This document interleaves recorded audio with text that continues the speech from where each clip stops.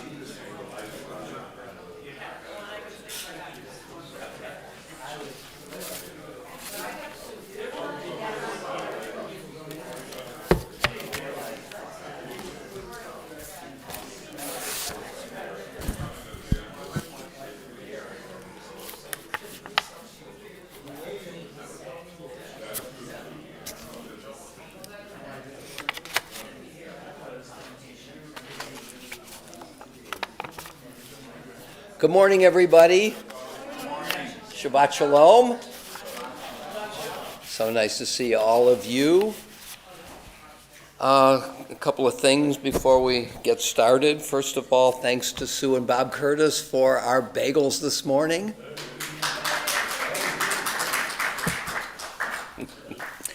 And I have here either Candy Anchor or Jackie Weiner picked them up. Candy picked them up. I think the pickup applause was a little more intense than the bagel applause. Somebody explain that to me? Okay, very good. Thanks so much for your participation in this. Let's do our blessing. First, the welcome to live streamers. So glad to have you with us. Okay, blessing. Baruch atah Adonai, Eloheinu melech haolam, asher kidshanu b'mitzvotav v'tzivanu la'asok b'divrei Torah. We praise you, Lord our God, sovereign of the universe, who sanctifies us through God's commandments, enjoining upon us the obligation to immerse ourselves in words of Torah. Amen. Okay, so I hope that everybody has this sheet, which is certainly familiar to some of you. But here we are in Parshat Trumah, chapter 25 of Exodus, the beginning of the building and the implementation of the Mishkan, the tabernacle in the wilderness. And of course, the name of our congregation, Mishkan Or, comes from this. Mishkan is a word that comes from the word to dwell, and so it indicates God dwelling among us, and we'll look at that and talk about that. That's familiar, actually. Okay, very good. All right, so Exodus 25, but I want to begin in chapter 24 and lead us to 25. So let's just back up a little bit.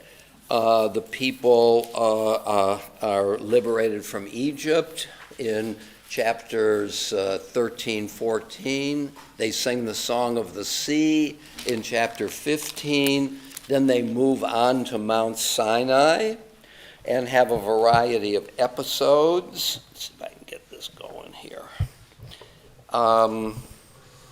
Arrive at Sinai in chapter 19. God names the people as a kingdom of priests and a holy nation. Remember, the book of Exodus in Hebrew is Sefer Shmot. Shemot comes from the word Shem, which means name. It's the book of names, and we talked about a variety of things that are named in the book of Exodus. Moses is named, the manna is named, and so on. And in chapter 19, the people are named. What Bertrand Russell calls a definite description. So each of us has two kinds of names: the label and a description of who we are. And of course, how to describe ourselves differs depending on who you ask. But the Israelites, Yisrael, I suppose, B'nai Yisrael is the label, the children, the Israelites. The word ben here shouldn't be translated as children of, but the ben is often used as an adjective of relation. So when Joseph is labeled as 17 years old, the word ben, son of 17 years, which means that's his age.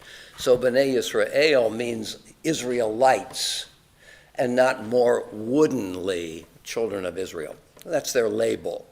The definite description is kingdom of priests and a holy nation, okay? And we've tried to unpack that before. Chapter 20 begins the revelation on Mount Sinai with the Ten Commandments. And then, as we noted last week, Parshat Mishpatim, last week's Torah portion, the portion on laws, Mishpatim, goes from 21 through 24. So that's another unit. When we get to 24, we arrive at a climactic moment. And so let's look at chapter 24, verse 12. The Lord said, well, let's go back to 9. Then Moses and Aaron, Nadav and Avihu, and 70 elders of Israel ascended the mountain. And they saw the God of Israel. Now, we see a variety of things about this in the Bible. One of them is nobody can see God's face and live, okay? Because being too near to the power of sacredness is something we cannot tolerate. It points to what we might call an ontological difference between God, the holy, and people. Ontological means the nature of their being. And the nature of God is so different from our nature that we can't stand in its presence or look at it and not be burnt up, okay? Nevertheless, they saw the God of Israel. So that's a sign of one of two things, as always. A different author who has a different view of this, or it's an indication that something really special is happening here. They saw the God of Israel. Under his feet, the author moves right away from that saw, and what they saw is something from under his feet. God's sitting on the throne, and the people are right up close. And under his feet there was a likeness of a pavement of sapphire, like the very sky for purity. Yet God did not raise his hand against the leaders of the Israelites. They beheld God, and they ate and they drank. Okay? A picnic on Mount Sinai with God. It's really an unbelievable moment, and a very climactic moment. You can see that the author is really involved in a kind of crescendo here of the intimacy between God and the people as represented by the people's leaders. The Lord said to Moses, "Come up to me on the mountain and wait there, and I'll give you the stone tablets with the teachings, commandments which I am inscribed to instruct them." So a rich sentence. In other words, Nadav, Avihu, and Aaron came up with Moses, but now Moses is alone going further. So the Lord said to Moses, "Come up on the mountain and wait there, The word wait, I think, is an interpretation of the Hebrew word, because the Hebrew word, alei elai, come up to me, hahara, to the mountain, veheye sham, and be there. See, wait there separates the two ideas here, which ought to be separated, but I think in a different way. Come up to the mountain. Okay, so now you're there. What does it mean to say, and be there? I don't know. Here's a little midrash.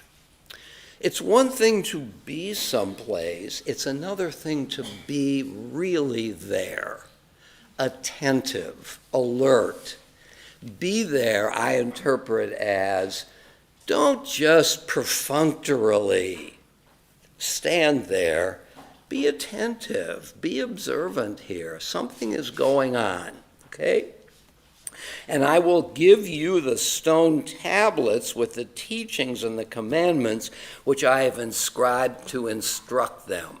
So Moses, as an attendant, Joshua rose, and Moses ascended the mountain of God. Okay? So in a certain sense, by inference, we have three tiers of people. Aaron, Nadav, and Abihu, Joshua, Moses alone.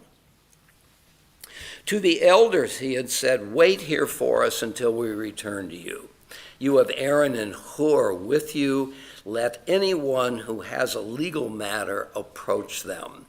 When Moses ascended the mountain, the cloud covered the mountain. Okay? So Moses disappears behind the mountain, or behind the cloud. The presence of the Lord abode on Mount Sinai, and the cloud hid it for 6 days. On the seventh day he called to Moses from the midst of the cloud. Now the presence of the Lord appeared in the sight of the Israelites as a consuming fire on the top of the mountain. Moses went inside the cloud and ascended the mountain, and Moses remained on the mountain 40 days and 40 nights. Then we turn to our parsha for today, chapter 25. Parenthetically, in chapter 32, we'll now have the story of the golden calf. And you remember it starts by saying, when the people saw that Moses delayed in coming back, they panicked and built some representation of Moses as leader. Okay, that refers back to chapter 24. Moses is up on the mountain, and he's there 40 days and 40 nights. Just to move to chapter 32 for a second, chapter 32, golden calf story. When the people saw that Moses was so long in coming down from the mountain, okay, you can see that chapters 30, all the chapters between 24 and 32 have Moses up on the mountain. And the people are getting very, very impatient. And the Hebrew is, when the people saw kivoshesh Moshe, when Moses delayed, but the Midrash does something very interesting. It takes voshesh and divides it into two words. Ba, come, shesh, 6. When they saw that 6 o'clock had come, in other words, the people are literalists, according to this Midrash. Moses left 40 days ago at 6 o'clock, and the 40 days are now up. They're so anxious that they can't give Moses a little leeway. Maybe he's going to come back at 5 after 6, quarter after 6. Nope, he's coming at 6 o'clock, and he's not here. It's 1 minute after, and we have panicked, okay? So the rabbis play with this word voshesh, okay? But this also indicates something of the anxiety that the people are feeling with Moses not in the picture. Now, let's turn to chapter 25. That's the frame. Now in 25, Moses is now back into the story, but narratively, he's still on the mountain. So the Lord spoke to Moses. This is the beginning of our parsha for today. Tell the Israelite people to bring me gifts. You shall accept gifts for me from every person whose heart so moves him. So this is an important moment. The voluntary. People need to volunteer. I guess need to is not exactly the right word, but looking for voluntary contributions. This is a kind of idealistic idea, because you're not going to be able to build your things unless people do volunteer. So you're counting on the people's goodwill to do it. Later, there is a mandatory half-shekel tax, okay? So we have a kind of juxtaposition here, which is, I think, psychologically powerful. We'd rather have people want to do it. But if they don't want to, the thing has to get done. So want to is ideal, have to is real and realistic, okay? So the Torah is working here, just to use two liturgical terms, between keva and kavanah, between something fixed. When I conduct the service, if I feel like doing the Aleinu before the Shema, that's just not going to work. It's not my choice. That order is fixed. But the particular prayers, we hope for kavanah. We hope that it's not just routinized utterance, but that you really feel it, you really concentrate. So there is this kind of duality. I might even say dialectic between spontaneously desiring from your heart and a mandatory obligation. Society can't work without mandatory, let's say, taxation. But we're hoping that the human heart can also see the purpose of it and do it for its own sake. You see that conflict? Yes, Vivian? Correct me, I don't remember for sure, but it seems to me that the donations are for the building. That's right. Mm-hmm. And the half-shekel tax is for the maintenance. I think that's right. That's right. The voluntary is for the building of it, and the half shekel is for maintenance over time. Good, good. And I've made them two. I haven't understood them sequentially or each applying to another thing, but two modes of giving. But thanks for that. That is the literal understanding of it. Okay, so now we're back. Let's start again. The Lord spoke to Moses, saying, tell all the Israelite people to bring me gifts. You shall accept gifts for me from every person whose heart so moves him. And these are the gifts you shall accept from them: gold and silver and copper and blue, purple and crimson yarns, fine linen, goat's hairs, tanned ram skins, dolphin skins, acacia wood, oil for the lighting, spices for the anointing oil and for the aromatic incense, lapis lazuli and other stones for the setting, for the ephod and for the breastplate. Okay? So the raw materials for the building of the tabernacle, the ephod and the breastplate are anticipating the garb of the high priest. So along in these chapters, we're going to be building different things. We're going to be building the tabernacle, and we're going to build the officiants.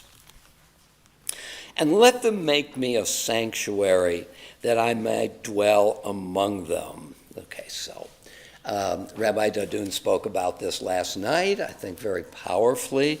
We might have a lesser author might have said, because we're talking about the materials here, and a lesser author might have summarized it by saying, and let them make me a sanctuary that I may dwell in it. After all, the it has been the subject of these previous verses. But the author makes a shift. I'm not going to dwell in the building, I'm going to dwell among the people. I have a nice comment here by Jonathan Sachs. Let's see if I can find it.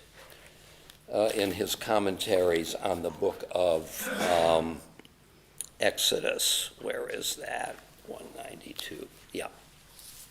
The Jewish mystics, what's the subject of this chapter? Okay, a portable home is the subject of this particular chapter. The Jewish mystics pointed out the linguistic strangeness of this sentence. It should have said, I will dwell in it, not I will dwell in them. The answer is that the divine presence lives not in a building, but in its builders. I like the way he puts that. The answer is that the divine presence lives not in the building, but in its builders, not in a physical place, but in the human heart. The sanctuary was not a place in which the objective existence of God was somehow more concentrated than elsewhere. Rather, it was a place whose holiness had the effect of opening hearts to the one worshiped there. God exists everywhere, okay? So we have a contrast in the Bible that's introduced right here. The portable tabernacle, which is moving with the people through the wilderness, and the stationary temple, okay? Let's think about what this implies in terms of God's presence. The portable tabernacle might suggest that God is everywhere. If God exists in the hearts of the worshipers, wherever people worship, there's God. The stationary temple suggests not that God is not everywhere, but at least that the quality of holiness is more concentrated on the Temple Mount, in the temple, in the Holy of Holies than elsewhere. And the rabbis do ask the question, what are the gradations of holiness? The land of Israel is more holy than other lands. Jerusalem is more holy than the rest of Israel. The Temple Mount, the tabernacle, the Holy of Holies. So there are gradations of holiness according to the rabbis, whereas the portable tabernacle is really what we might call the prototype of the synagogue. Where can we build a synagogue? Anywhere. One commentator goes so far, I'm not sure that it's Sachs, is that it's the tabernacle that is the more monotheistic. Because there's one God who dwells anywhere, and we have access to God in any place we choose to build a tabernacle. Whereas,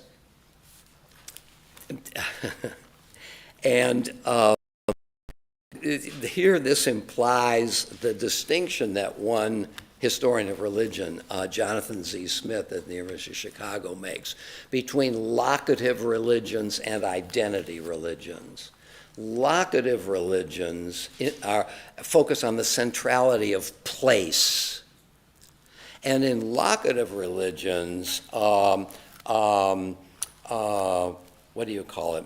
from the outside to the center, pilgrimage is a central category. One needs to make pilgrimage because God is more densely present at certain places and not other places.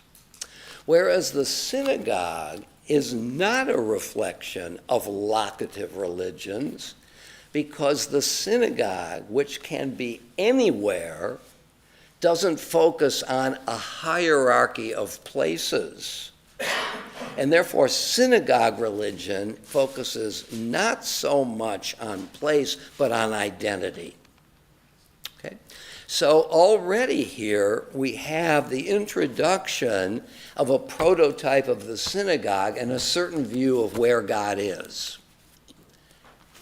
Steve? In the biblical imagination, both are here. Jacob and Moses have experiences, and God tells Moses, take off your shoes because you're in a holy place. And Jacob announces, I was in a holy place and I did not know it. So both seems quite prevalent. And in ancient ideas, God's existed within certain territories. Yeah. And this, the Mishkan, brings the idea that gods are portable. Right, exactly. And therefore accessible anywhere. Not only your point about locative, that there was a more holy place than others, but in ancient imagination, they also thought that there were borders, that gods could not extend outside of certain Okay. borders. Very good. So you're saying that in the ancient imagination, this distinction characterizes a lot of different things. God is present here, God can be present here, God can't be present other places. Yeah, Michael?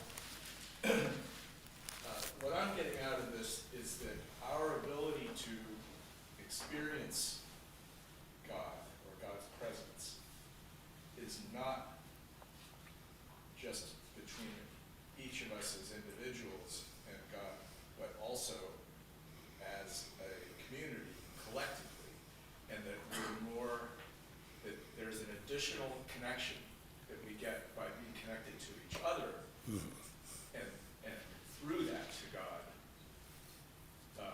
And so as we gather together in that place, it makes it possible for us to receive God's presence in a way that we might not be able to do as individuals. Right. And I'm going to extrapolate even further to that and say that it's not just being together, it's also being together and singing and being together and doing other things which connect us to our sort of collective unconscious or our collective spirituality.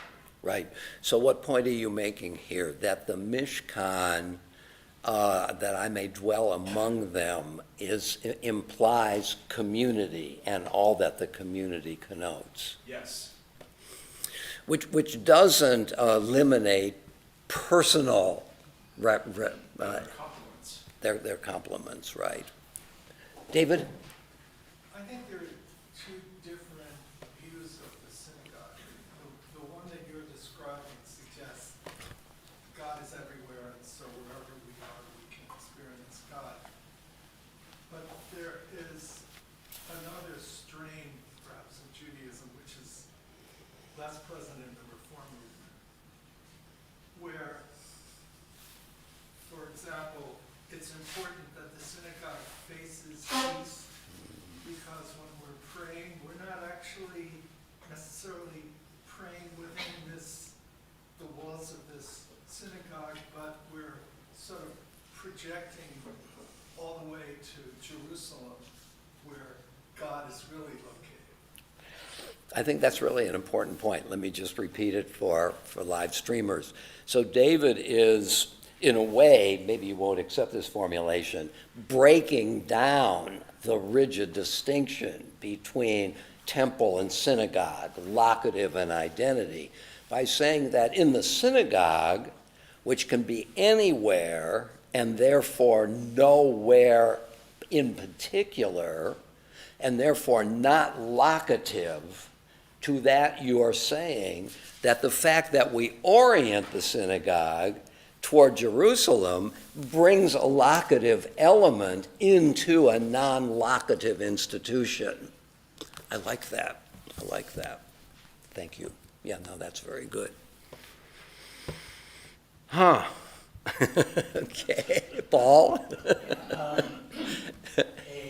admirable trait of Dr. Sachs was that not only did everyone recognize his brilliance, but he recognized the brilliance of other Jewish thinkers. Yeah. And a few years before or after your commentary, he mentioned something, I don't know the date of it, but he quotes the Hanalitians. Yeah. And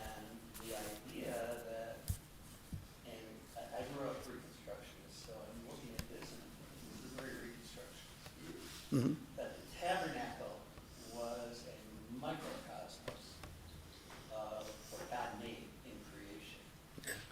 And it's important to keep that close. And she stresses that God used a technique to get the people to work on this, to work on the Mishkan more by making it creation-like. All the tasks and the sequencing of making the ark Mm-hmm. were very much like God creating the world. Yeah. Oh, I like that. So Paul's point here, quoting Nechama Leibowitz, a great commentator, is that another element here is a kind of analogy between God's creating the world and we creating the Mishkan, so that we're, in a way, mapping creation onto our structure. And by the way, if we were to... Go ahead, sorry. And within ourselves. That's the part of the cosmology that God's creating that wants people to have a cosmology that we don't forget. That God wants people Wants to... people to have a cosmology of God, to have God within ourselves at all times. And what does that mean? That God... That the Shekinah propels us, Uh-huh. that it brings us back when we stray, that it reminds us to do what we're commanded. We don't always do that. No, I like that. I like that. For example, there are some at the end of Exodus, some lines, for example, in chapter 39, 32, thus was completed, Techel kol avodat mishkan. Thus was completed the creation of the world. Thus was completed the tabernacle. So that, to Paul's point about creation imagery and impact, there is creation language, especially at the end of Exodus, which makes the distinction and really says something like, now we could see, for example, Genesis and Exodus being one arc. God creates the universe at the beginning. Human beings create God creates the world. Human beings create the world of spirituality at the end, so that we have a kind of bracketing of these two books, both beginning and end creation. Of course, the issue here in our chapters is what's the difference between valid creation and invalid creation? Because the insertion of the golden calf incident in between what? Chapters 25 to 31 are the instructions for the building. Chapters 32, 33, and 34 are the golden calf. Chapters 35 through 40 are the building of what the instructions have laid out. Okay? So you have instruction for the tabernacle, building the tabernacle. In between, you have a kind of rogue building. In other words, the golden calf incident will challenge or clarify proper from improper building. And you can see when we get back to 25, there's some indications about what makes it proper. Amy? Perhaps this is a very mature, simplistic view. I almost feel like this section is, we're being Jews in training. God is giving us tasks to give us practice on what it's like to be in community, what it's like to be on a location-based faith, but we still need to have a central authority. How do you balance these tensions of being disciplined and Jewish? So you're like, okay, I'll tell them they have to include Lapis Lazuli. I'll tell them we have these jobs to help us practice what it's like to be where So Amy's point here is that part of what's going on here is a kind of training of people cooperating on a common project, right? Which is focused on a higher goal. There you go. Focused on something higher. And the golden calf incident is similar except for the last part of it. In other words, the people are asked to build the tabernacle, and the people build the golden calf. Both of them require focus and energy and working together. So what's the difference? The difference is not on the quality of the labor or the formation of community working together, but the goal, the purpose, and who sets the goal. The goal of the tabernacle is set by God.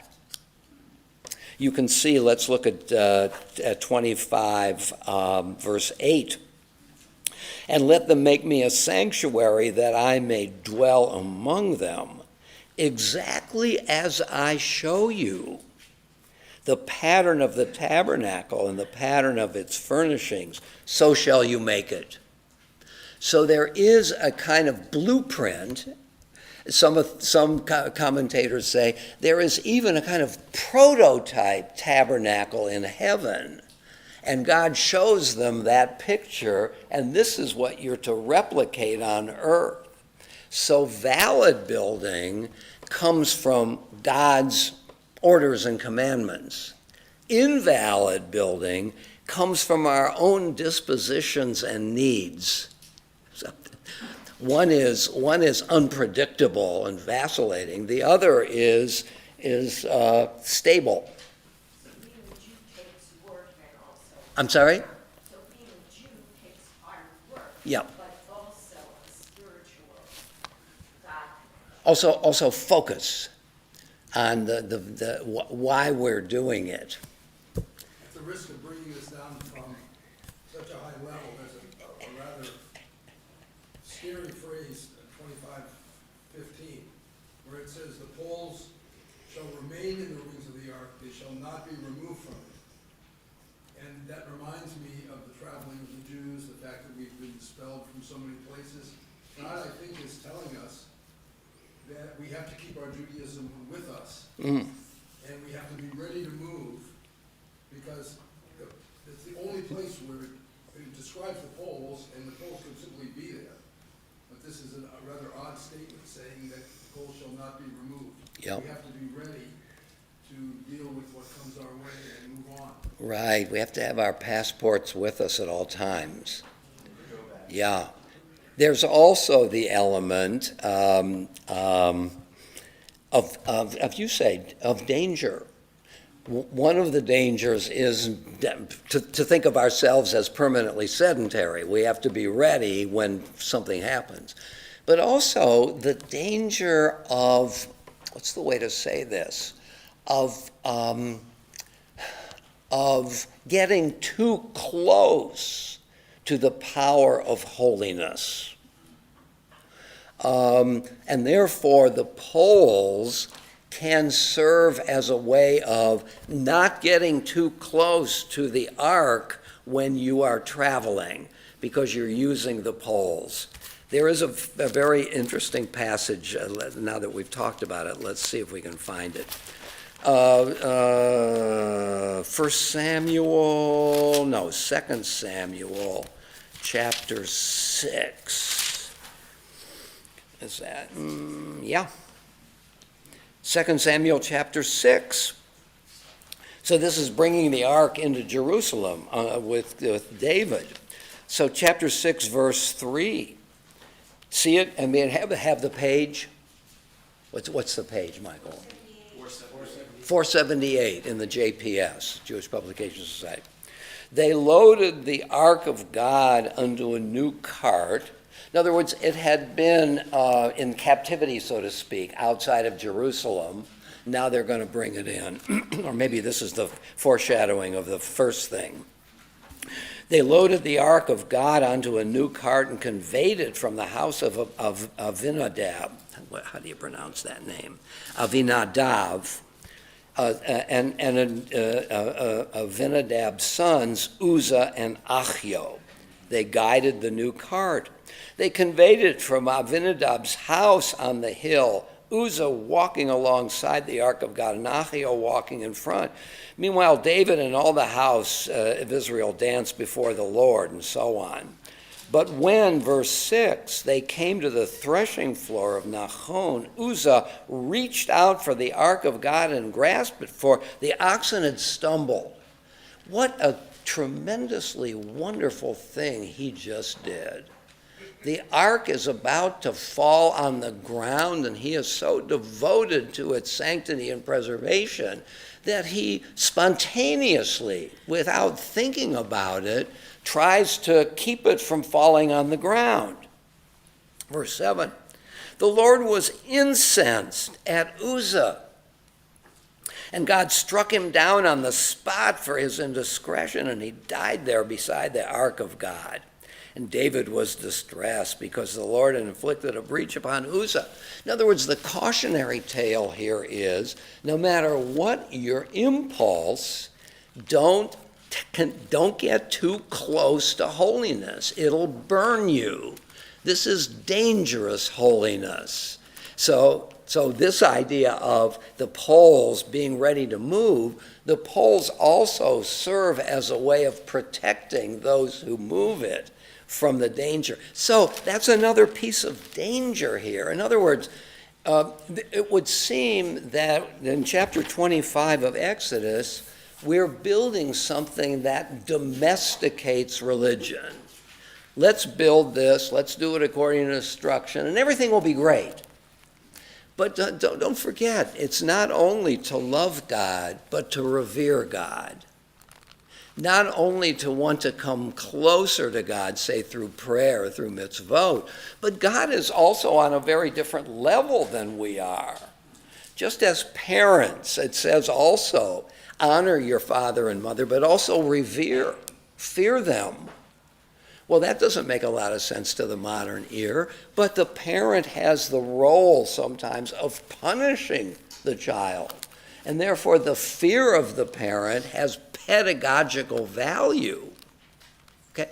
So get close to my parents, but also maintain some distance. Okay?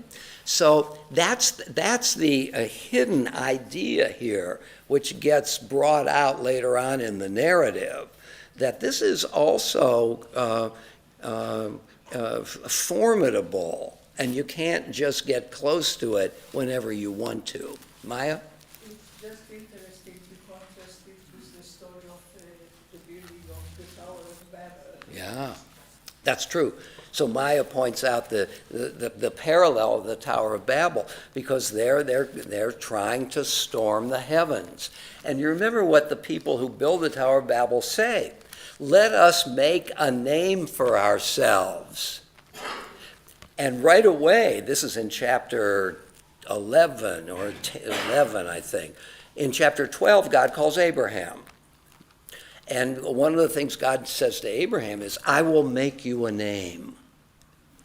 The difference between making our own name, which can be seen as idolatrous, and taking God's cues, who is going to make us a name. And we've got the same thing here.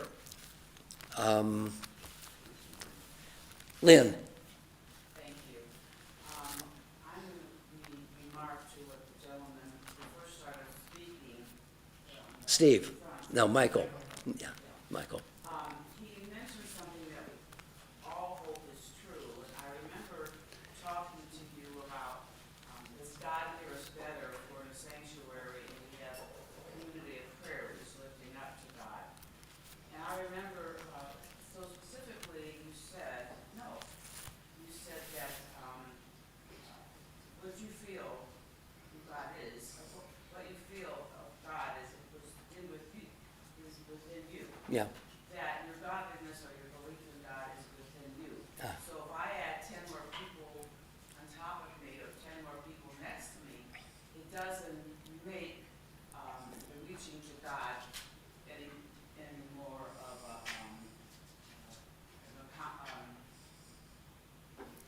presence, Pardon? a presence. Right, exactly. You can say cottage at home, and it means as much, and in which God is easily, or not easily, in which God is much as saying cottage in a synagogue with 100 people. Uh-huh. And I asked that for a specific reason. Yeah. And that's why I remember what you said, and I heard you pondering when he was saying this community of levels. Yeah. That, this is what I remember you saying to me. If there's any help. You know, I have to be careful about what I say.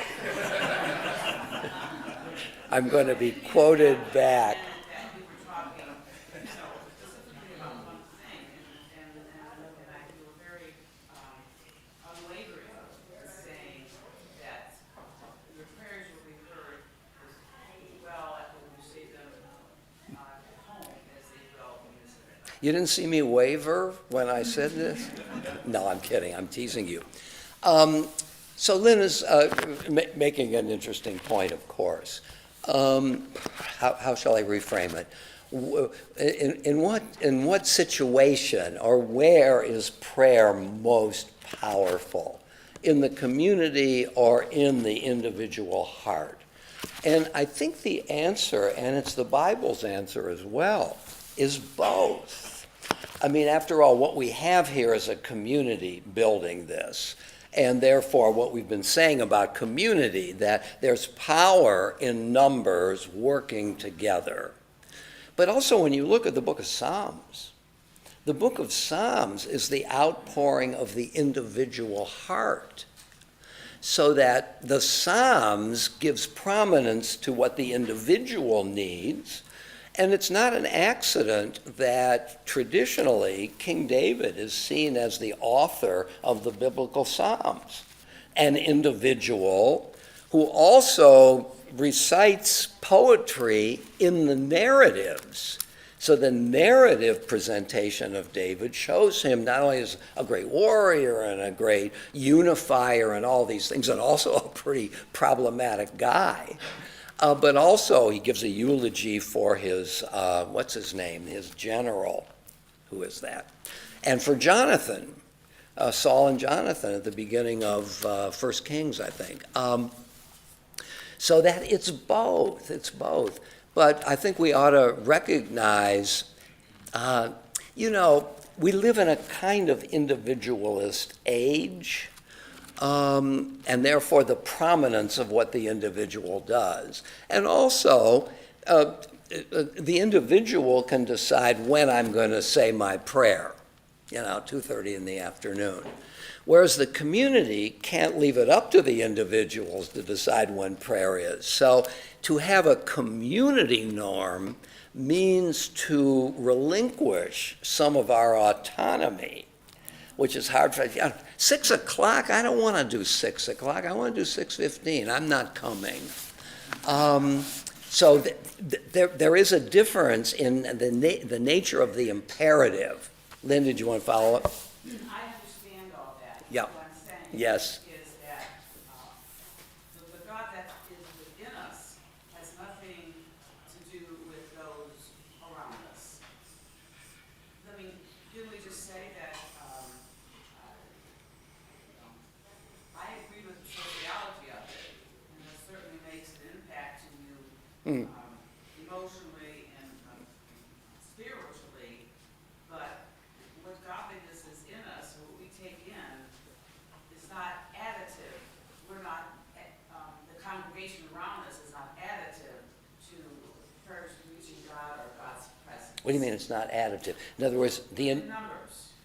the individual prayer is sufficient for the individual?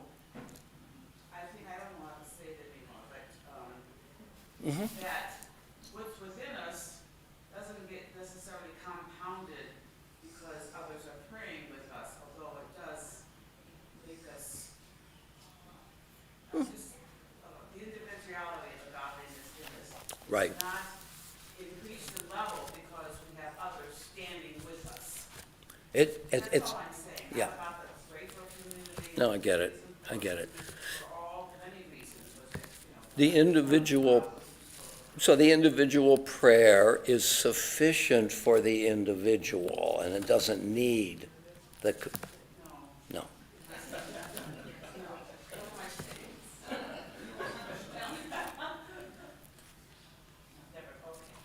All right.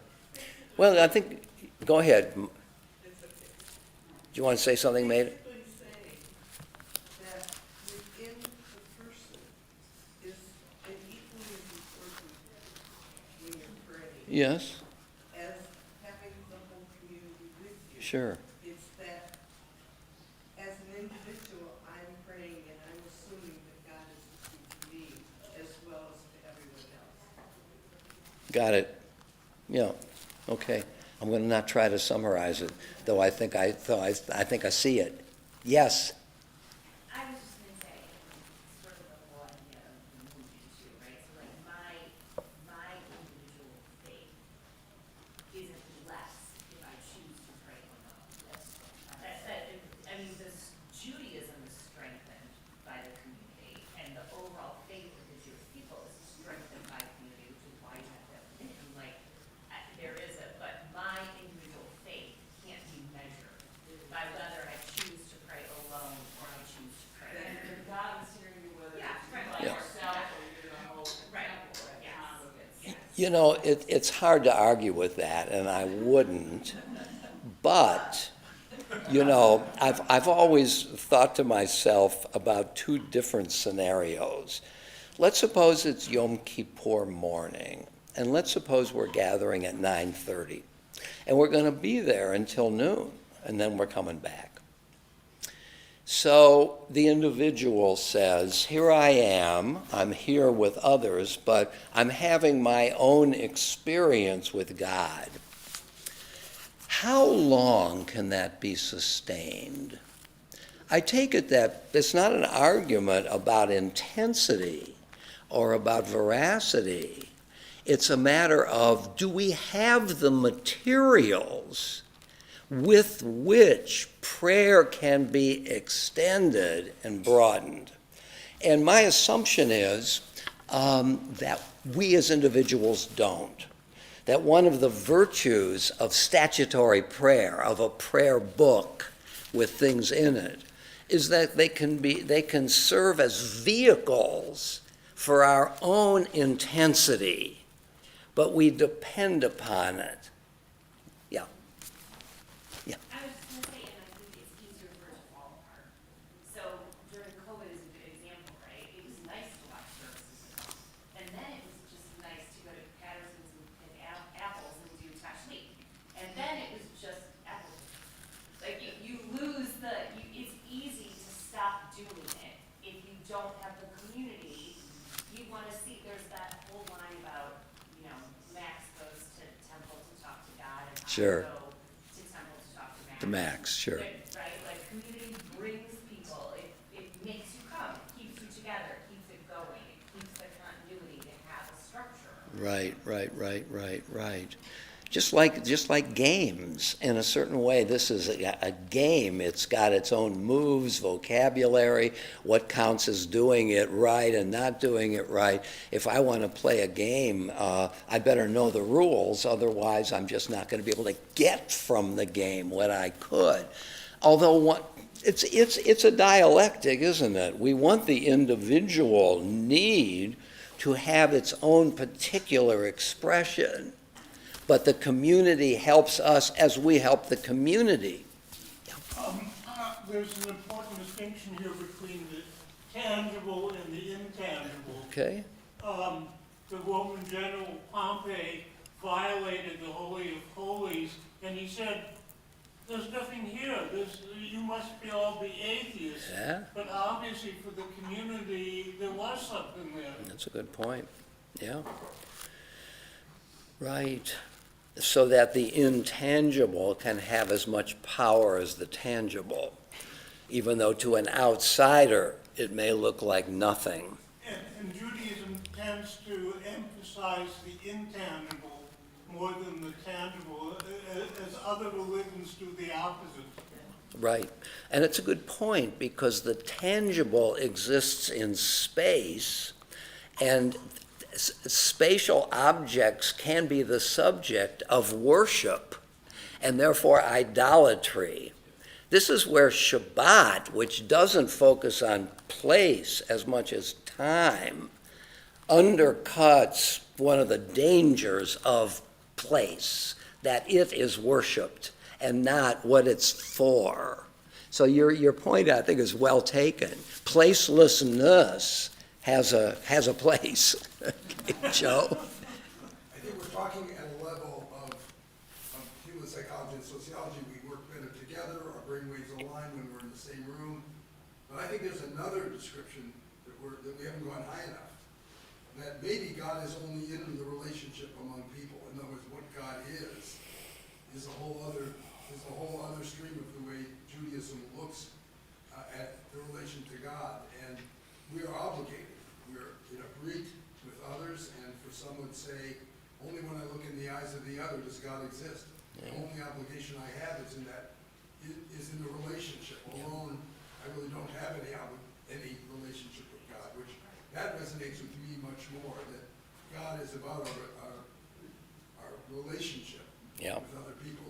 What Joe is, let me summarize it, that for you, God is found in relationship, or that what you're describing, in relationship with others. And let's call this the horizontal covenant, as opposed to the biblical notion of a vertical covenant, the covenant between us and something above us, something transcendent. And what you're describing is Mordecai Kaplan's view, that Judaism is a religious civilization, and it has worship, but it also has cuisine, and it has art, and it has music, and so on. Kaplan even hypothesized at one point that we ought to try to get world Jewry together and form a new covenant with each other. Because this notion of a transcendent God, a magic God who does miracles and so on, is not something, I think I'm speaking for Kaplan here, is not something that those of us who went to the university and studied the ologies, sociology, anthropology, psychology, the logic of the psyche, the logic of society, find it more difficult to believe in this traditional view of a transcendent God. And Kaplan was really trying to speak to a generation, the second generation of immigrants who were acculturating to America and can't really believe those things anymore. But we can have a covenant with one another. Although in the end, the rabbis go to the Makom, the Hamaro, Latzmi, it's with God, with others, and with yourself. Right. They cover all ground. Right. The issue is transcendence. I mean, is there something beyond us? Let's just not anthropomorphize. Let's talk about values. Is there such a thing as truth? Is there such a thing as real justice? Is there such a thing as piety beyond what culture tells us? And that's a vertical dimension here. Yes, Jim? Regarding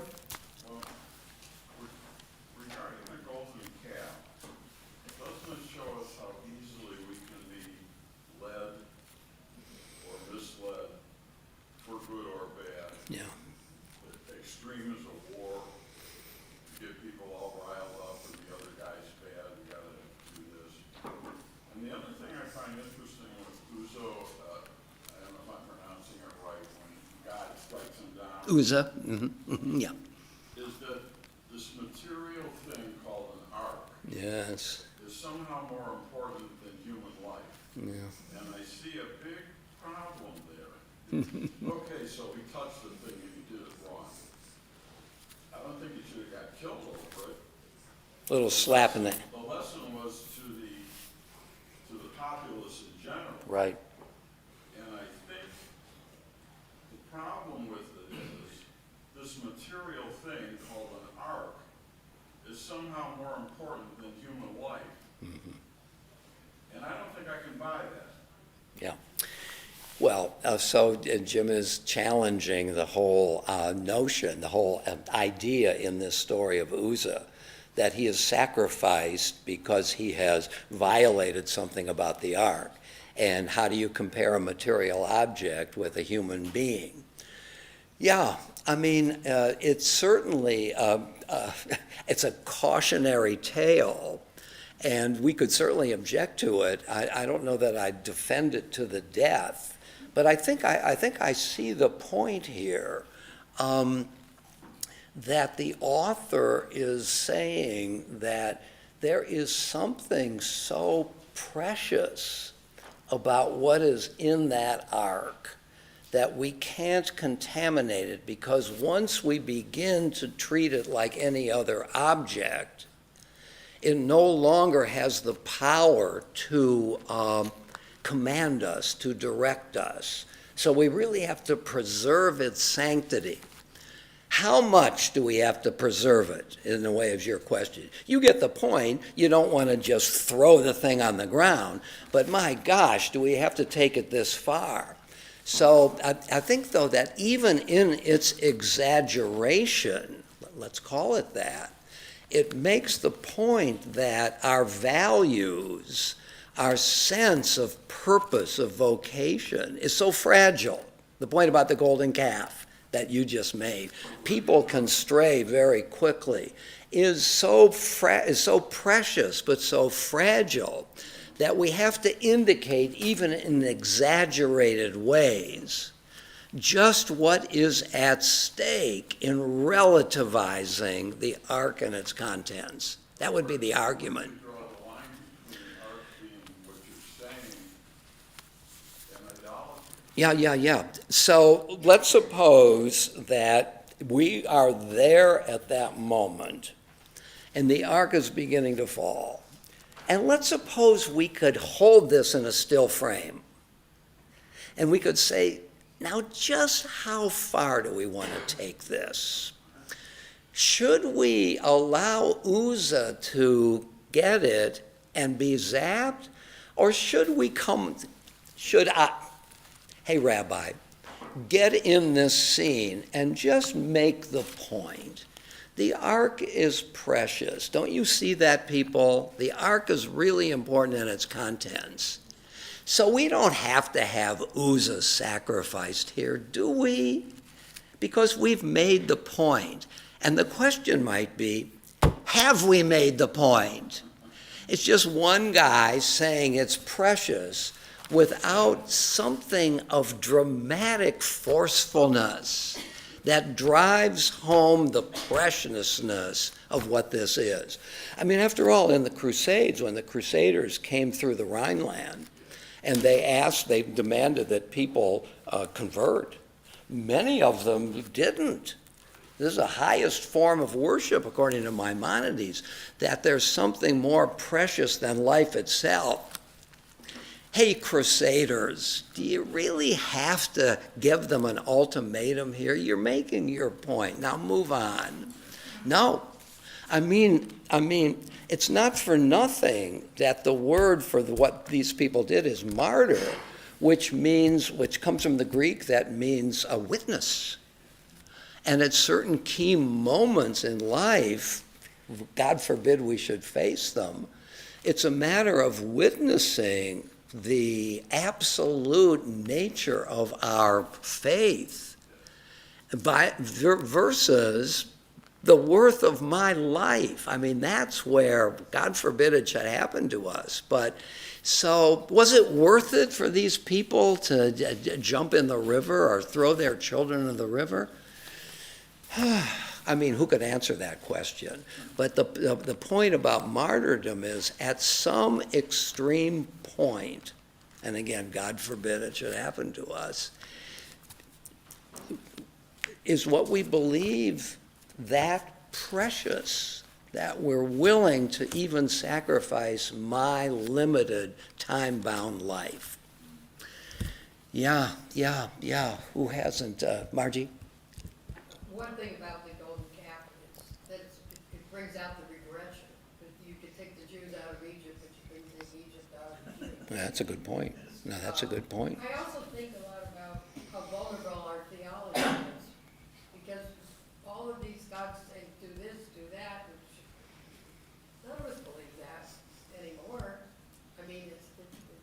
None of us believe what anymore? That a God who just picks and chooses what he's gonna do and tells you exactly what to do. I mean, it's our story, but it is a story.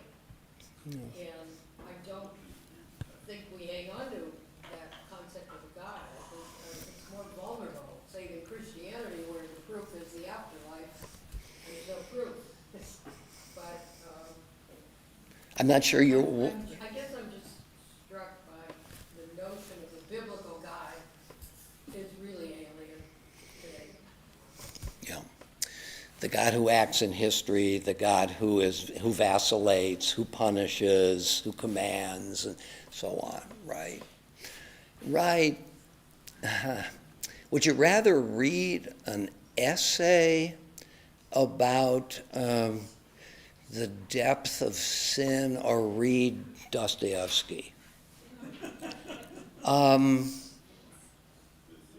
Which drives the point home more dramatically? So this is narrative, and the power of narrative is to make things very palpable and real. And I think you agree with that. But what is it that the story is saying? It's telling. And so, as usual, I mean, Midrash tries to mediate between a text and the people to whom the darshan is speaking.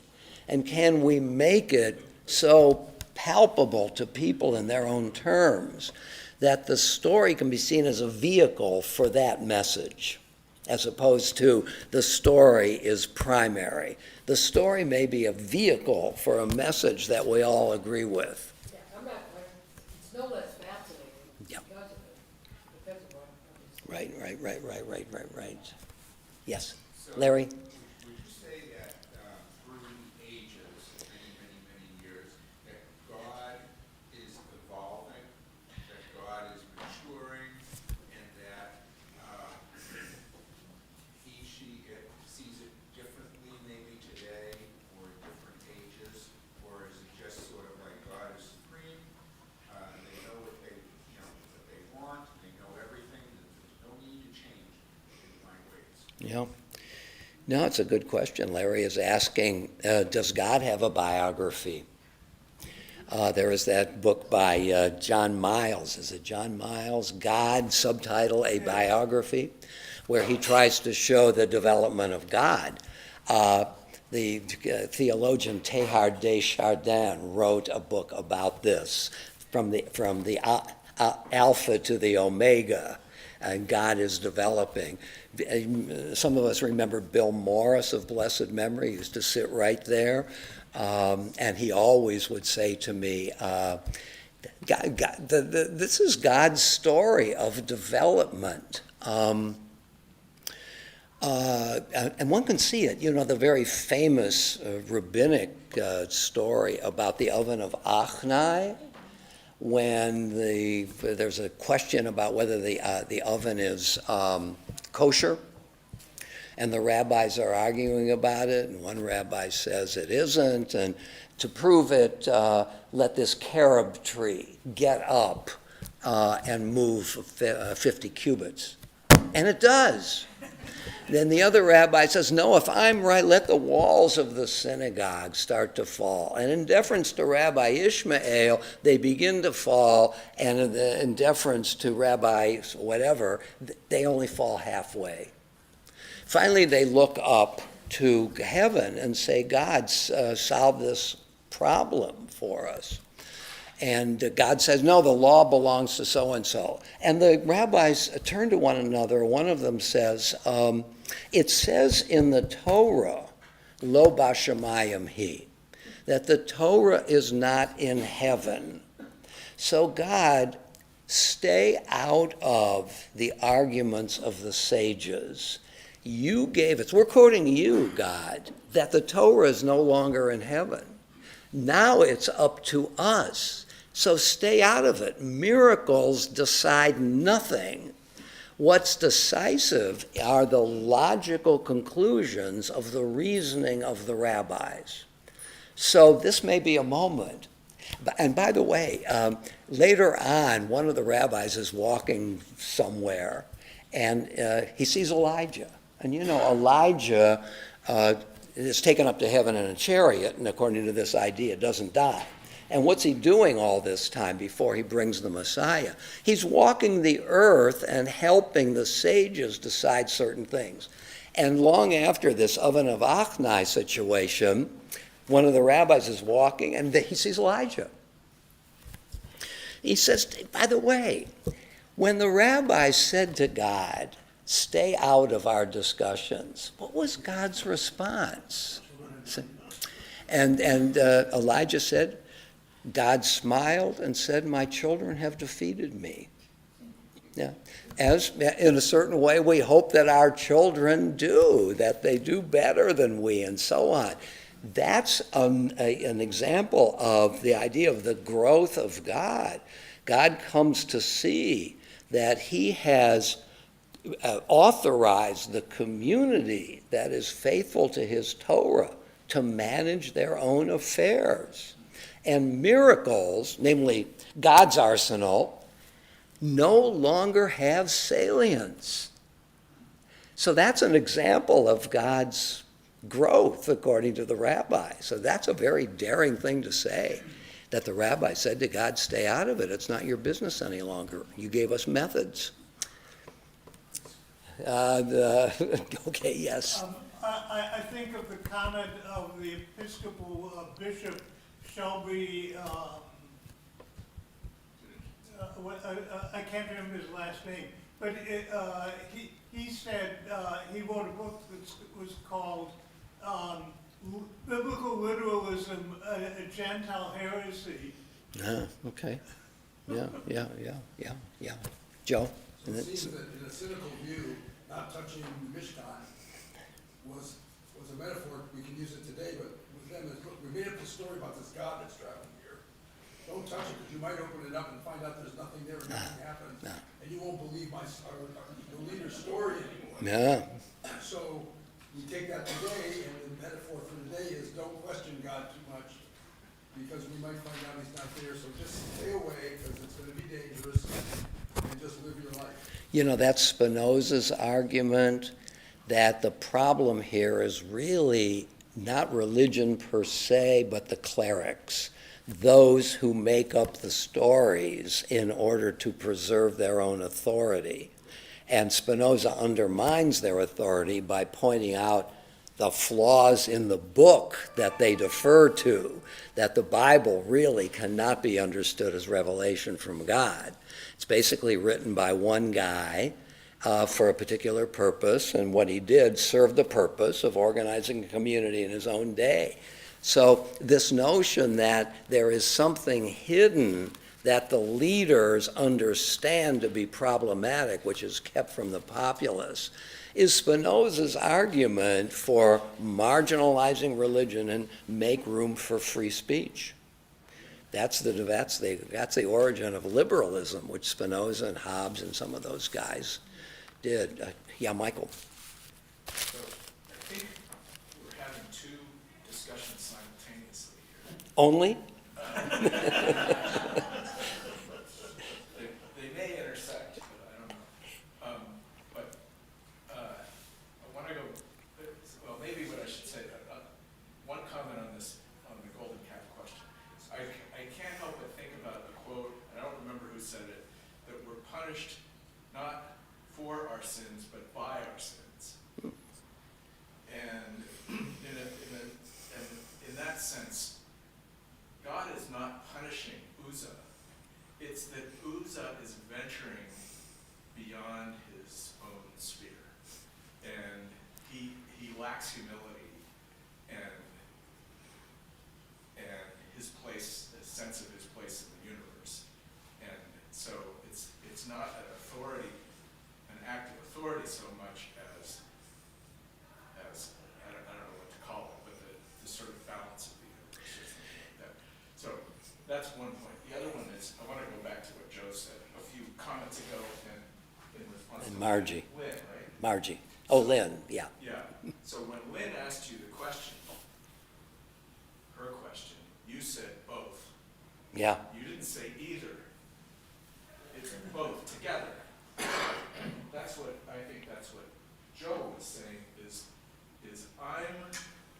my ability to connect with God is partly a function of my ability to connect with other people and other people's connection to God. I get some, and you said this too, right? Something about Max, right? I connect with Max, Max connects to God. Oh, okay. All right. Sorry. It's both. They work together. They're synergistic. What, the vertical and the horizontal? I don't necessarily think with, you could say it that way, the vertical and the horizontal. In other words, I get something vertical, but I also get something vertical out of the horizontal. Okay. It's not just vertical or horizontal. It's both together, not either. Right? Joe, is that what you were? The rabbis jump to all three. They say the Havaro with the others, the Makom with the place with God, and the Atzmi within yourself. Oh. And I think we all have those three dimensions with us. We have relations with others, we have a relation with God, and They something coexist. with ourselves. And like the rabbis, they say everything's in it, so we can all find our place. The problem I have with your first point is that, you're saying that Uzzah is not punished for, but by his sin. Well, what's the sin? The sin is against something outside of himself, a structure which has normative value. You can't just say by his sin. You've got to recognize that sin, by definition, is a violation of something. Well, I'm sort of colored by Joe, but so what I think here is he's just a man. He's just a man. Yeah. So just stay in your lane. What do you mean, stay in your lane? To Job? Well, in this case, it was. Oh, okay. Look, Job's questioning. Maybe this isn't your point. The friends give the conventional understanding of God. Job challenges it very radically. And who does God favor? Job. Job has taken me so seriously, and the friends are just mouthing some things that they heard. Job is really much more faithful in a way. David? Two quick points. First, on the subject of prayer, we should keep track of the fact that there's a difference between prayer and worship. And that in fact, even in our service where we are worshiping together, there is a portion of the service where we get to pray. The silent prayer is the individual part. Yeah. So we don't have to decide, are we allowed to pray alone versus in community? Those are two different actions. Go ahead. Yeah. Second comment, the one I want to say more about, is Uzzah. I think if we're going to talk about Uzzah, we should study this section a little bit more carefully. Okay. Because there's more to the story than just Uzzah reaches out and he's zapped. The ark is on a cart. It's not supposed to be on a cart. It's supposed to be carried with those poles that we were talking about. Mm-hmm. And so the setup was wrong, and Uzzah was part of that. He's walking alongside the cart. What he should have done is say, hey, this thing shouldn't be on a cart. We should be carrying it. I'll be glad to carry it. Yeah. Now, he's the one who got zapped. That's unfortunate. Especially for him. Yes. Very unfortunate for him, but we should understand that the story is a little bit more complicated than just Uzzah did the right thing and was punished for it. No. Right. It's, Well, yeah. So I disagree with you here, but it's just a matter of subjective taste. I've been studying this for years. Yes. Every year, there's the Torah portion about Nadav and Abihu. Yeah. They get killed. Sure. And this is the Haftorah. And there's an obvious parallel between the two stories. Of course. Even the names, Nadav and Abihu, and here's Abinadab. Okay. And Uzzah and Uzziel. Oh, boy. The story. Yeah. So the stories are related in some Yeah, ways. yeah, of course. Certainly thematically. Yes, and so we have to struggle to figure out what the right thing is. Yeah. The Nadav and Abihu, we'll get to Leviticus. I think Leviticus 10. Bring a strange fire before God, and they're zapped. I mean, once again, I think the Torah, it's a hard thing for us to absorb, I think. But the Torah is making a point that this is our ultimate concern. If you violate it or contaminate it, you're going to lose something extremely precious. Let me tell you what we mean by that through a narrative. Yeah.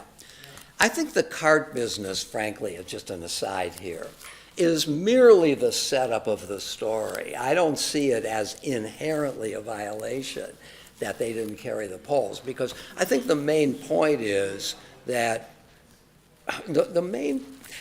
it takes a genius to write this, maybe an evil genius. How am I going to describe the ultimacy of the ark and its contents? Let me tell you a story, The guy walked down the road one day and he tripped a little bit on the sidewalk and he said, ouch. That's not the story. The story is he tried to do, the author is really going for it.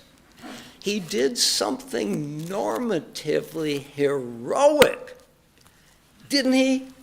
The ark was falling. If the ark was not of paramount concern for him, he might have said, well, at the split second, should I endanger myself? He sacrificed his life for it. Wow, that for which he sacrificed his life must be extremely precious. To those of us, even before we, God forbid, have an opportunity to sacrifice our lives, I think that's the story, and it stuns us in its rawness and its brutality, but it's making a point. We don't disagree about that. This is a difficult story for us to struggle with, to try to understand. Of course. And there are lots of layers of the story. Let me mention one more layer of the story. All right. We look at this and we see, how could God just kill somebody? And one of the peculiarities of the text is it says, Adonai, Yod-Heh-Vav-Heh, Yeah. was pissed off at Uzzah. Yeah. And then it says, in the text in English, it said, and God Yeah. killed him. Yeah. In the Hebrew, it's Ha-Elohim. Okay. Now, why does it say Yud-Heh-Vav-Heh Yeah. is incensed and Elohim killed him? Okay, so maybe there's something else even deeper going on here. So here's the point that I would want to make. What makes us think that the God of the universe has to be a moral being according to our conventions all the time? To say that means that we understand the transcendent. God sends us commandments and so on. But God is also transcendent. And let's not forget that God is not just one of the guys, that he is somehow, has a power that transcends morality. You could say this is immoral or problematic, I get it. But I think the Bible is also making this point that religions in the ancient world do in their boldness, that there's something ultimate here when you're dealing with God. This is not just another relationship. And I'm going to show you its singularity in ways that will stun you, but you'll remember it. So, yeah. Okay. Oh, boy. All right, so we've done one verse. Should I just read verse 2 that we... Okay, so, gosh. What are we going to do here? Let Let's just take a quick look at this chart. We've done it before with some of you, but not everybody. This chart comes from Nahum Sarna's book, Exploring Exodus, which is really a wonderful, wonderful book, in which he tries to show that the picture of the Mishkan reflects the idea of covenant. The very structure embodies an idea. Okay?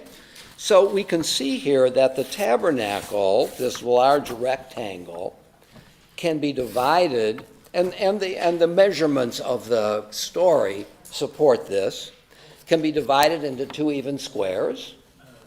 If we bisect each square, we have a middle point.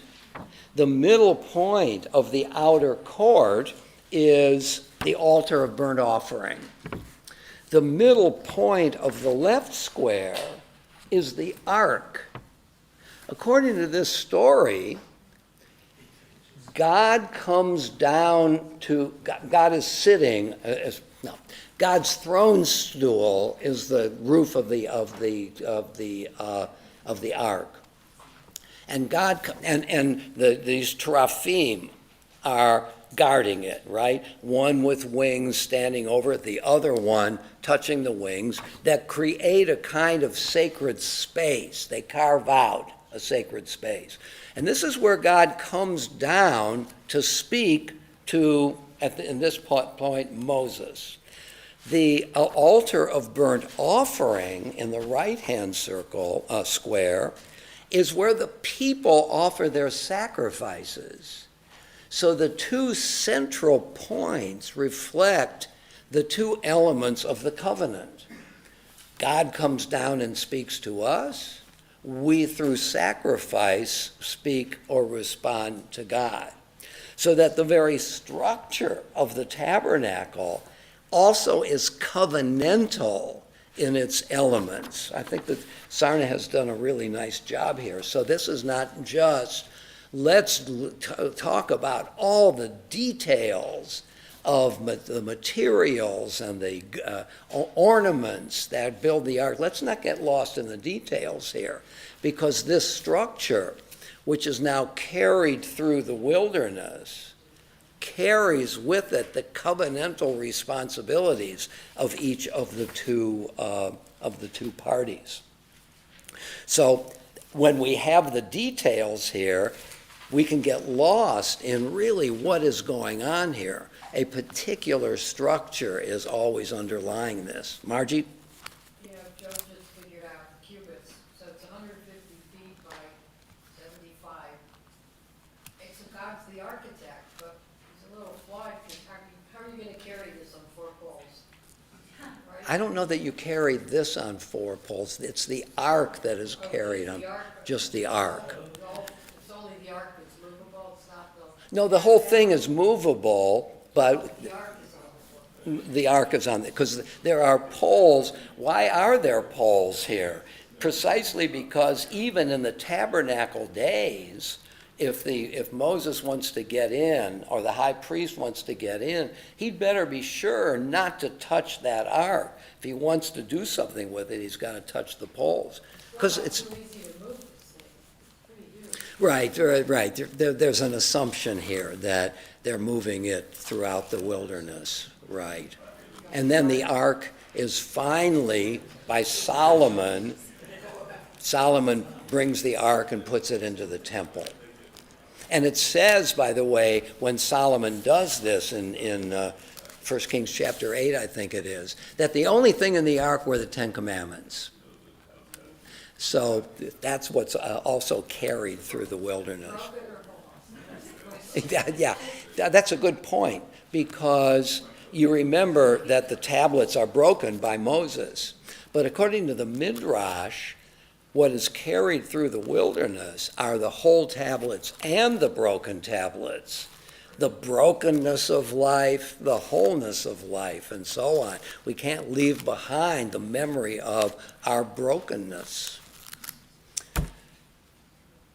Maida. It's a very huge question. How did that ark get into the ark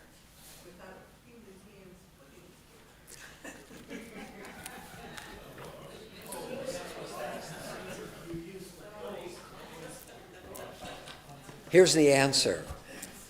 Weiß nicht. Yeah. Look, I mean, there is this literary critic, Frank Kermode, and you know Frank Kermode, who wrote a wonderful book called The Genesis of Secrecy, and this is about the Gospel of Mark. And one of the things that Kermode says in this, and I'll never forget it, that narrative always begets more narrative. You can always add more narrative to the story you're telling. So, and no storyteller can ever answer all questions about what it is, because the author is picking out elements to create a thread, but there is depth there on each of them. Yeah, how'd the ark get in the cart? The next author is going to try to fill in the blank there. But no author can answer all those questions. Otherwise, we don't have the thread. Okay, we've done it. See you next week. Shabbat Shalom. God. You affirmed my point at the end. Tell me. The transcendent. The point is, it's a fool's errand to try to understand the act of God. It's God. That's what I meant by stay in your lane. You're just a man. Just recognize that you're now in a realm that you cannot understand. Although, that notion, you shall know a person by his works, may apply to God as well. What God has done, according to the Bible, tells us something about the God who is beyond us. Creator. It tells us something, but it doesn't tell us everything. Well, we can't know everything. I can't know you either. No, that's right. No, but I have intimations. I can say something. No. That's in our lane, but we can't know. There's things outside our lane. Yeah. We can't know. I would say, though, that what's outside our lane is not God in simpliciter. That we do know something about God inferentially, but not God self. In a certain way, just like us. You don't know my inner. That's right. Yeah. That's right. But it's not that God is nothing. We just have this placeholder called God. Yeah, sure. The aspect of God, there is a part of God that we can perceive and understand. Yeah. That's all. Yeah. We can say, if one assumes God, that God loves us, that God has given us gifts that we didn't create for ourselves, that the universe is orderly enough that I don't have to worry when I go to bed at night whether there will be morning. Well, I guess what I would say is I can go to bed and know that that's out of my control, and therefore I shouldn't worry about it. Yeah. Either You shouldn't worry about it, but the features of the natural world or of our world point to one of two things. This is evolution, it all happens on the material plane, or if you're of a mind, there is a transcendent reality, and these are just not facts, they're gifts. Sounds good. All right, well, To be continued. thank you for your support. Oh, good. Yeah, thank you what? for your call. When I talked to you that first day, I was in a place I've never been before. That's what you And said. I don't want to go back. This is She's a home, long I have haul. nurses at home, which is why I could come this morning to try to get myself back somewhat normal. How is she doing, though? It's the right direction, it's a long haul. What's the long haul? Coming out of the anesthetic? And getting all her strength back. And this was a result of the anesthetic, not the surgery itself. No, the surgeon came in after and said, he was smiling and he said the surgery's complete success, everything should be fine, come tomorrow morning and get her. When I got there the next morning is when I got shook up like I've never been shook up before. Actually, I would get shook up too often, but And then subsequently, after they got her at least stabilized, she was out of it. And I called you because I wasn't quite sure where I knew where I was physically. But nonetheless, it takes a while to come back from it. But only because things got better. Yeah, I don't want to do that again no matter what. By the way, I'm glad to come over and spend a little time with her if she'd That like would some be great. conversation. Yeah, that would be good. Any afternoon. You're home? I've got nurses during the day because I needed to get back to work. Of course. Not for any other reason than I had to get myself back. Should I come when you're there, or just? Whenever you like. Should I call? I'll call. Yeah, give a call. Sue usually will answer, or the nurse will answer. Okay. And if they don't, they'll call you back. Of course. The physical therapist comes every other morning, and most of the afternoon she's sitting downstairs. It's way, way better. Well, anything would be better than what was. And she's quite lucid, which she wasn't. And it's just scary is the only word I can think of at the moment. But it's just a place you don't want to be. Yeah. You can tell her I will call the next day or so. And if she doesn't feel like it, she shouldn't hesitate to say, I'm really not up for it. Yeah. Well, she should say that. Yeah, she I won't be hurt. She would, but it's appreciative. But I thank you, and Kathy's been calling me. And Kathy didn't feel like great herself. But they've known each other forever. Oh, have they? Well, when Susan first taught, the first year she taught, Kathy was in her class. Oh, I think you said that. And Susan remarked to me at some point years ago, she said, I knew that person was special. Yeah, you did say and that. She said that. So it was funny because Kathy called the other day and said, Miss Myers, how are you feeling? And I heard Susan reply, Miss Wolf, how are you? Oh, that's funny. that is great. So her memory's there. That's good. Anyway, thank you. You're welcome. We'll stay in touch. Would you say that, like that off Torah where they light the fire and they die, and he was talking about it, Mark thing, they got zapped and that type of thing. Would you call that sort of like magic, hocus pocus? And I'm just wondering, if you do, is there a parallel between that and the Eucharist turning to the blood of Jesus and the bread turning to the body of Jesus or whatever? Would you call those the same type of thing? And does that come from that, or does that come from some sort of a Greek or Roman type of, what's the origin? The intro for one second, people use either bagels or I'm not a big eggplant person. If you can find somebody else. Okay, I just thought you might. Thank you so much.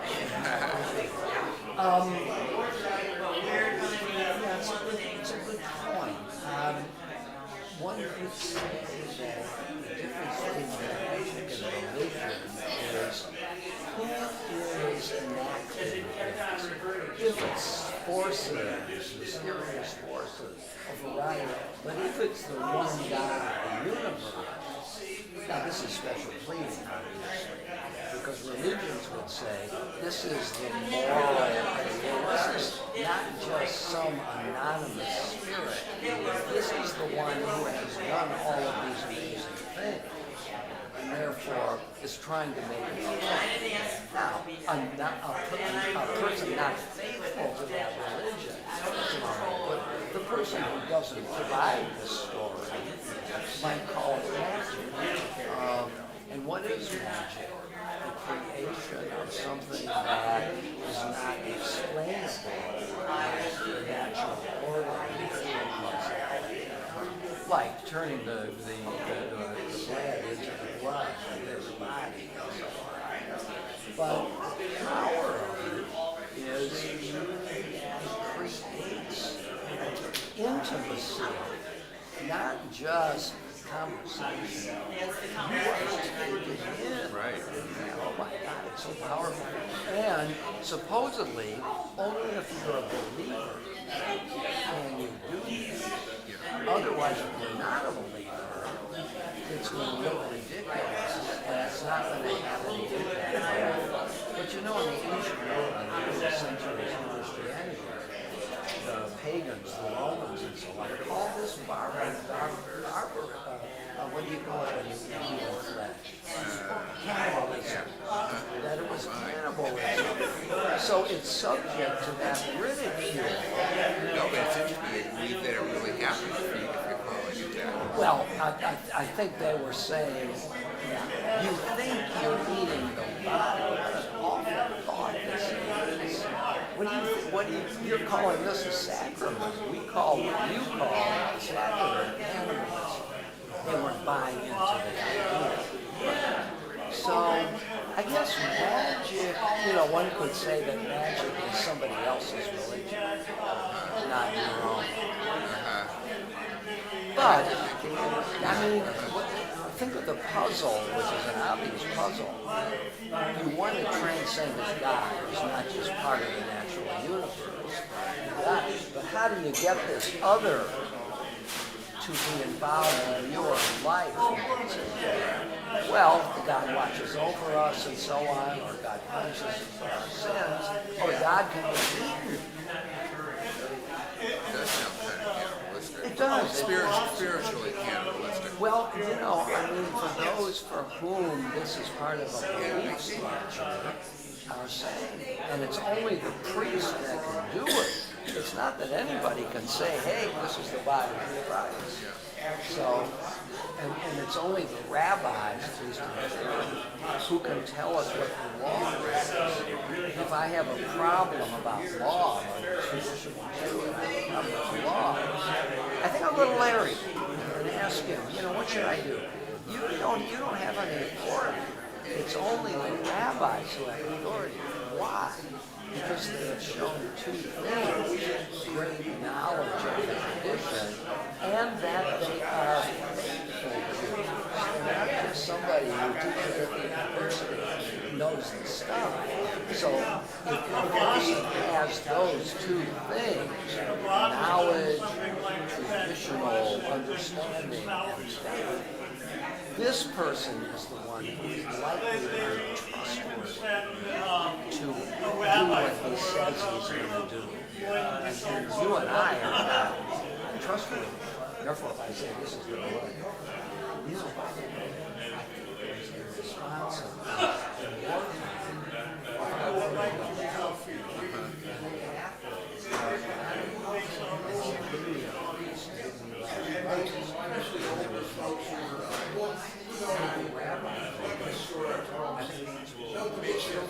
It makes sense. Next best thing. Next best thing, right? Maybe an imam. Maybe an imam, because this guy needs the right. All right.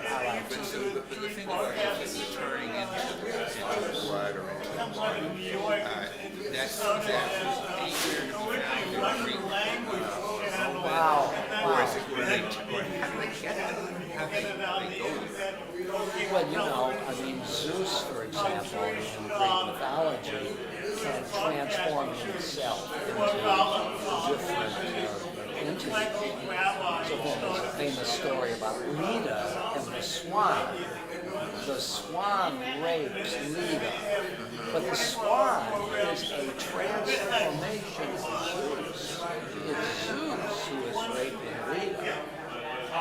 Yeah, so that exists in the ancient world.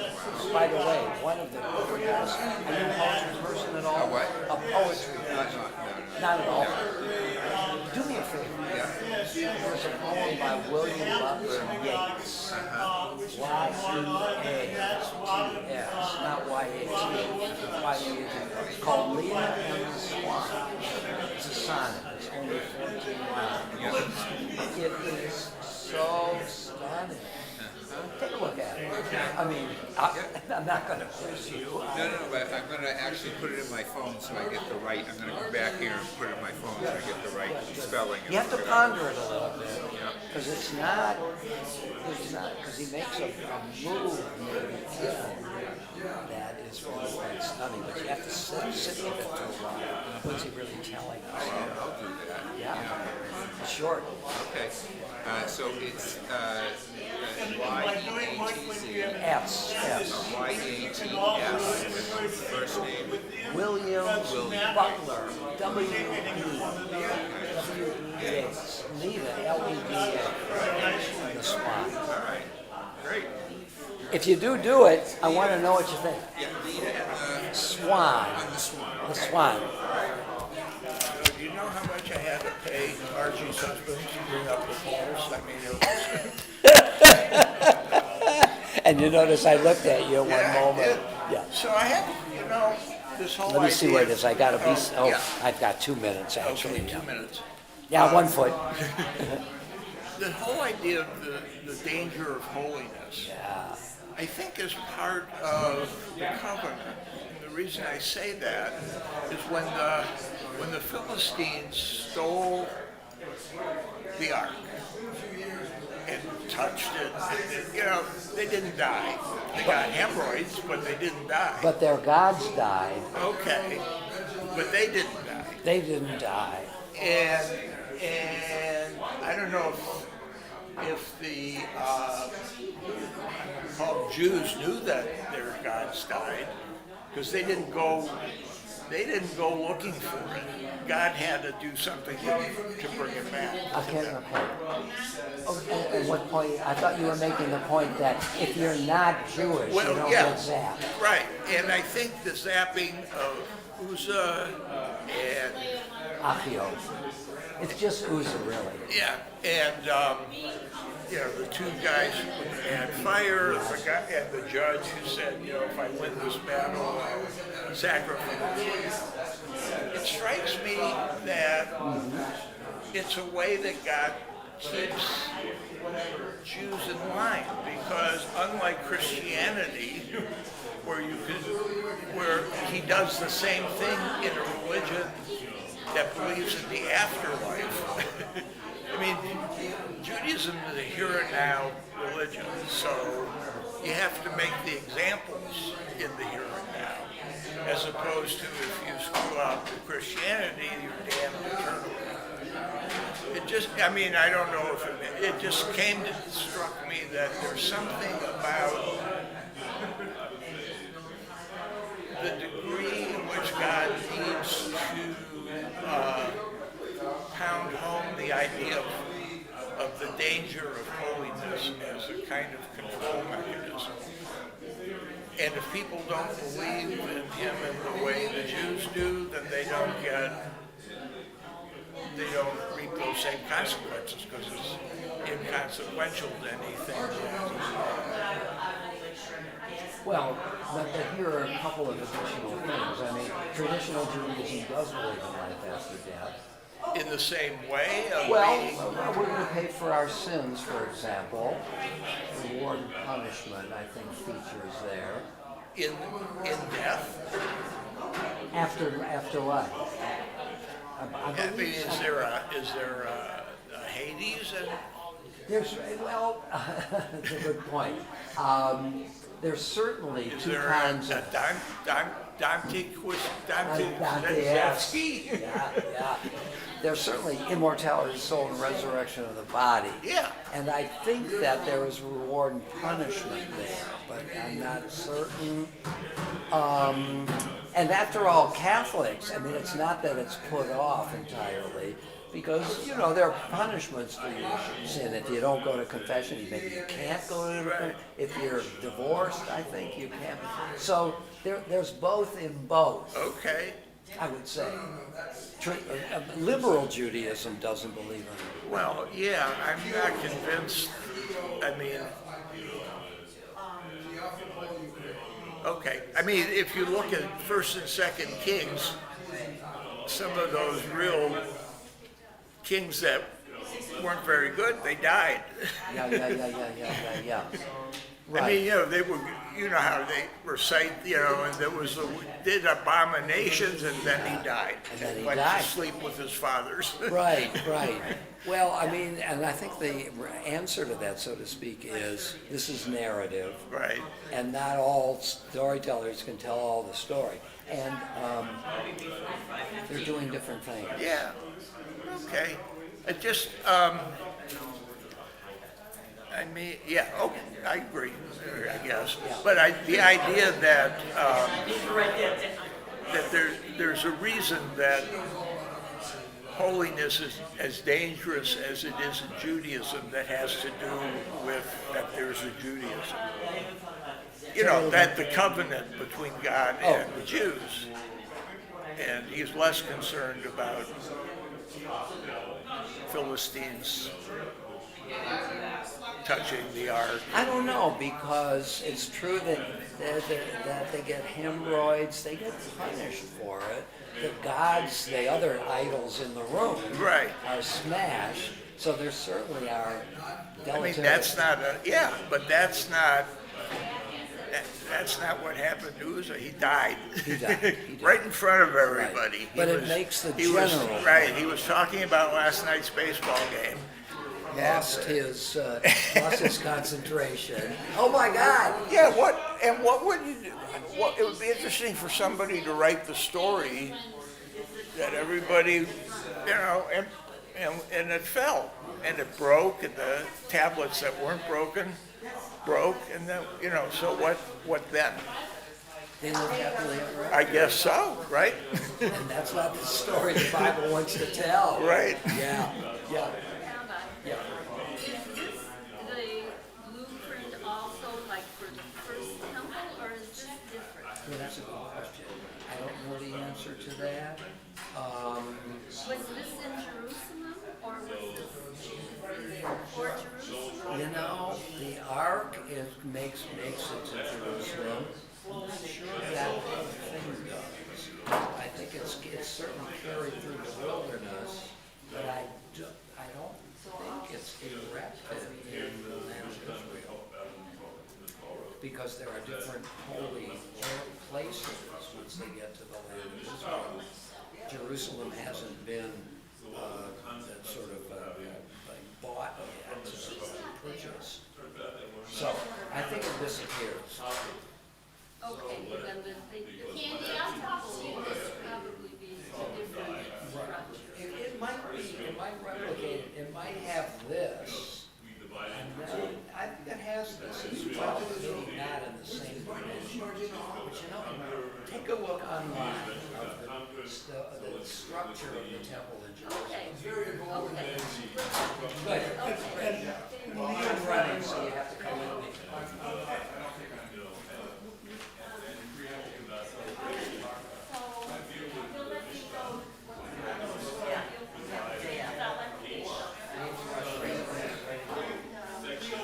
Well, I can tell you one thing, I think I told you one thing.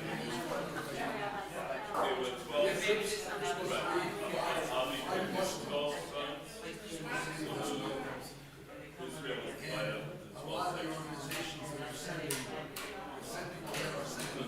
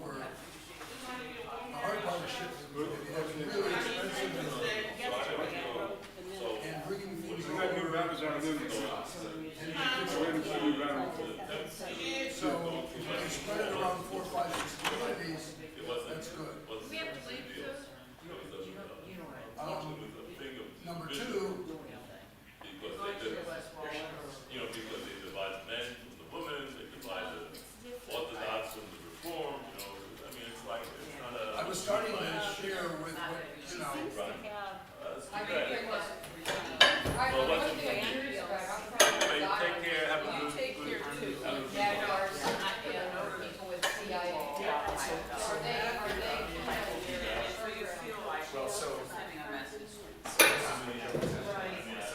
My joke is, Likes you the know, artist. there's There's an an artist, artist. so I go for this person in Spain. We get there at about 12 o'clock.